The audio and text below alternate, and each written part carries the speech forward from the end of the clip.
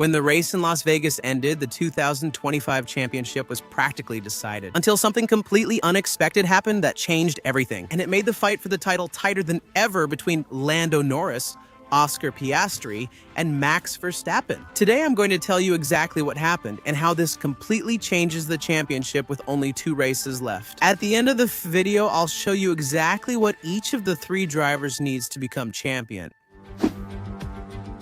What we experienced in Las Vegas was a bombshell that completely changed the fate of the title. As I said in previous videos, Verstappen needed Norris to retire in order to get back into the fight. But if that didn't happen, Lando had everything under control.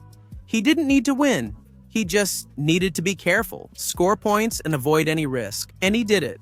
However, at the end of the last laps of the Las Vegas Grand Prix, something really strange happened. Verstappen was pulling away fast while Russell gained several seconds per lap on him. It seemed that McLaren had miscalculated the fuel, and it looked like Lando was lifting off the accelerator to save fuel and comply with the regulations. Norris did everything he had to do. He slowed down, held his position, and with that second place, he practically secured his world title. But while that's what we all thought, the bombshell was about to explode. As soon as the race ended, it was clear that something was wrong. The look on Lando's face on the podium. In the interviews, when he got out of the car, it was very clear that something wasn't right. And minutes later, tweets started appearing about Fédération Internationale de l'Automobile inspections on his car, so everything started to make sense. After a long period of speculation, the official statement finally arrived.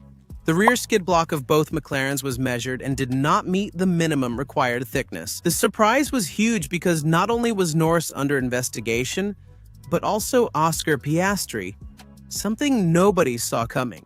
After nearly 5 hours of uncertainty, the final announcement came. Lando Norris and Oscar Piastri were officially disqualified, all due to something as small as the car's rear plank thickness. We saw the same irregularity with Ferrari in China earlier this year. Given the risk, was it necessary to take such a big gamble?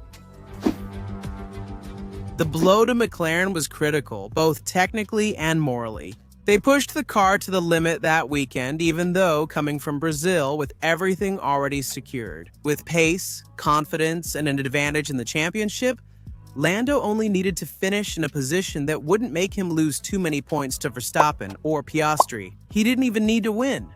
In fact, a 3rd or 4th place would have practically sealed the title for him. But the team decided to take a risk with an aggressive setup to achieve a gap that really wasn't necessary, and that risk ended up turning into a disaster. A double disqualification that left Max Verstappen closer than ever. But then, how does this affect the championship? The McLaren car's performance reignited the title fight. Thanks to the disqualification, the standings went from looking like this to looking like this. Max Verstappen tied with Piastri, and now the 3 drivers are less than a win apart with only 2 races and a sprint left. And what seemed like an impossible mission for Verstappen became reality in just a matter of hours.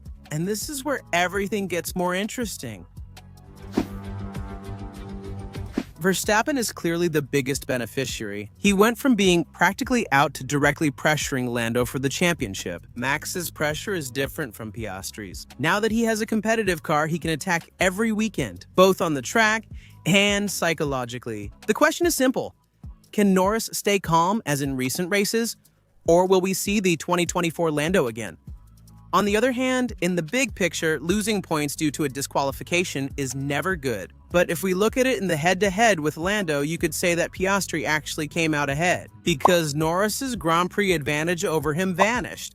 Because yes, he lost points to Max, but in the end, his gap to the championship leader didn't get bigger. Thanks to this, Oscar stays with the same number of points as Verstappen, adding an extra concern for Lando Norris. Will McLaren allow him to compete with Lando?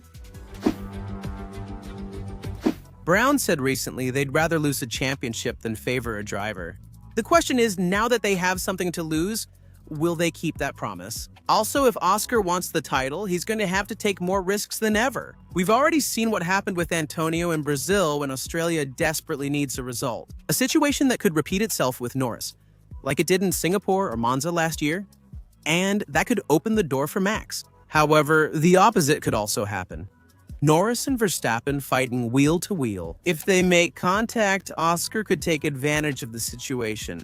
In Las Vegas, we were just centimeters from that happening, so it's not hard to imagine. But even though those three are the ones fighting for the title, they're not the only ones who could be involved in this battle. Another key factor is that McLaren may need to raise the car's height to avoid another disqualification. If they do it, they might lose performance. We saw this with Ferrari in China. When they raised the car's height, their pace dropped sharply. And if McLaren loses performance, other drivers come into play. Russell, who always shows up when Mercedes has pace, Leclerc, who's coming off great performances even if the results don't always go his way.